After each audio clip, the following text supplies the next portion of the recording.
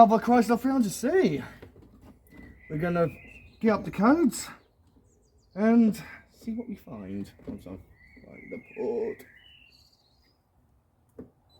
There we go, that's that in. Go and plug it in. So basically, the lovely fella is complaining about a few smoke and AWOL electrical wise. It sounds quite familiar, but we're going to test it out for sure, you know.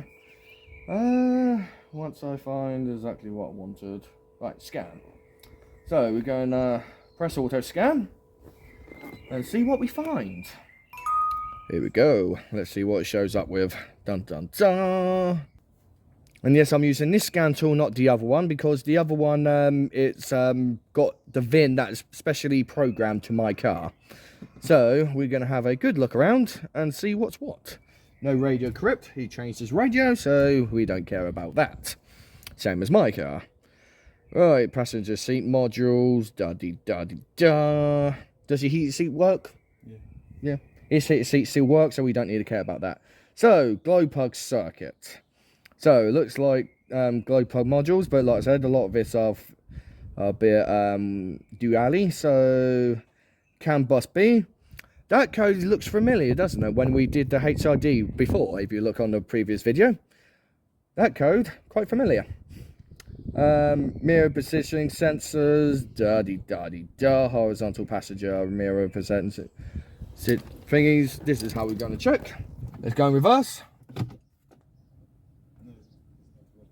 Doesn't work. Okay. So it looked like one of them's not working, but one of them does. Let's have a look at this. So we got, please refer to manual headlight HID discharge translator. So that is a good culprit right there. So what we're going to do is, with all these codes, we're going to erase them all. And so we're going to have a little test drive, see what comes back, because this is the only way we're going to find this out. And what we're probably going to do is unplug the module and go from there. So, another Chrysler here, silver one. See, mine is there, that one's there, see, another. So, yeah, so this guy had it for 7 odd years. Looks like he could use a little bit of a loving, you know, lovely and dirty, hey, see, yeah, nice and dirty. Upgraded exhausts, put some things a bit black, so you can tell he's done some funky business with the car, shall we say, funky business, yeah. He's got a chapter clear its MOT, you know, we all could use one of them every once in a day. But yeah, so as you can see, it's pretty much the same. Is an 07. Mine is 58 plate technically, but you know, still the same. His seat's in better condition than mine. I'm jealous. But yeah, so he's done a little few things with this particular car, and but you know, generally it's still the same. Still a V6 CRD OM642 engine, and yeah. But other than that, they're still solid engines with the right care and the right bit of love. You can go far. So we're going to put his cover back on, even though we don't need it. We're going to unplug this little sucker, which lost its clip, which is not a particularly good sign. Because it also means it can actually wobble about in the wind.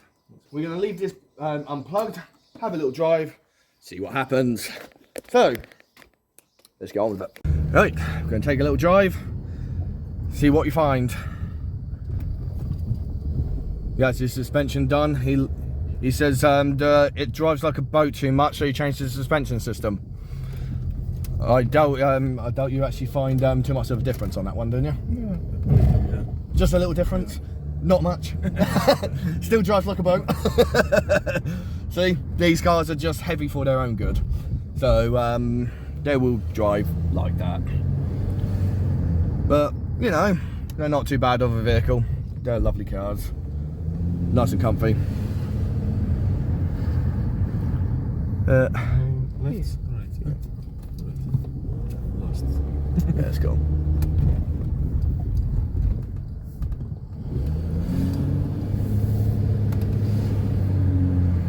See, doesn't sound too far away from mine, apart from he gutted the DPF.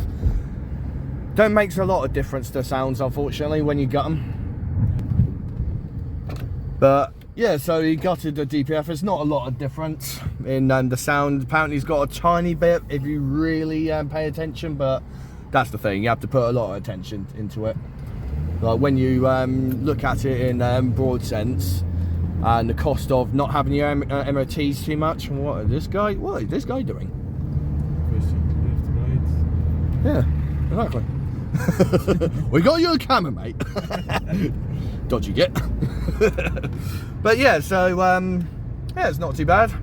Let's see where we get onto. Also, we're going to see how well the engine's going to be running. See if he puts its foot down and see what type of driver. So you're going to put his foot down, floor it. There we go. That's fine. A little bit of smoke is not a bad idea. You gutted it. Is what happens, unfortunately. But gotta love a bit of smoke. It teaches those Teslas a lesson, right? Exactly. Teach electric cars that it's not going to be no good. Yeah. But yeah, right, so we're going to take it for a little drive, see what codes come back, and we can actually hit it from scratch right there and then. But instead of hitting, you know, just having a guess game, clear them all, start from scratch, and we know exactly where we're going to be heading to.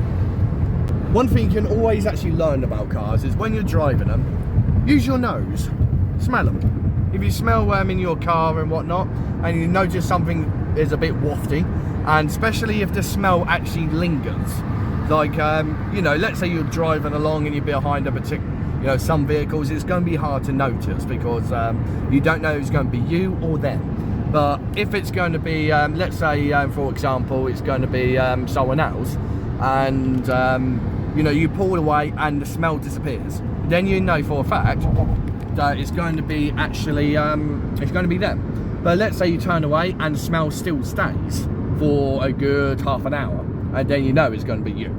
And if it's you, and then, you know, that is one step to diagnosing something. You know something's wrong. Because if you smell like, let's say, a burning smell, you know that, you know, if you got your manual, it could be your clutch, for example. Or you could have, let's say you smell diesel inside, and then you know that you got a fuel leak. But, you know, all these measures takes a little bit of time to find out, because otherwise, you know, you could smell it once, you might not smell it the next day. So if you smell it once, you go to another area and see if you can get no cars around you, and if you still smell it for a while, and then you know definitely it's going to be you. But if it's a fuel smell you smell, and you smell it for a bit of a while, pull over, have a check, because if you see a bit of wetness, you know you got a diesel leak or petrol leak. Petrol leak is going to be worse. Diesel leak is going to take a little bit of time before that starts to combust. But as you know, it does not take a naked flame to ignite diesel. At least not straight away, anyway. Maybe in future.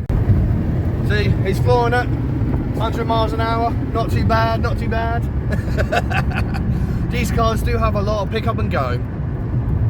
For a 2-ton vehicle, a lot of people who took out with me are very surprised on how fast these vehicles are.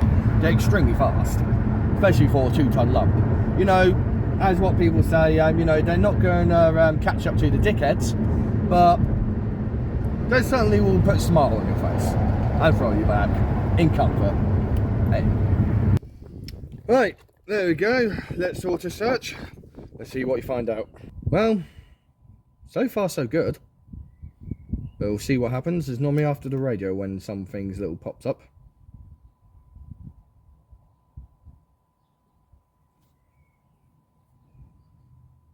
Passenger seat module. Okay, so one fault came back.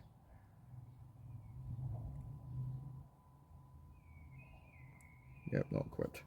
So, 3 TDCs. So I would say this person does need a new passenger mirror. That's for starters. Or maybe a, unless there's a wire that came undone. But generally, nothing's came back. The HIDT, nothing has popped up. So I've got a feeling maybe the module he bought is actually faulty. I've done it before, and I see CAN bus B, as we, well, the previous video on what I had codes similar. It came up with all sorts of nonsense. And once you change that module, all the nonsense disappears. And obviously I cleared them all. He had his headlights on. So any reason for that module to fail is for it to actually, it's unplugged. So there's no reason for any codes to come back if it was resulting it. And if it's plugged in, those codes may come back. So here you go, really. So this is 300 Seagoff, out.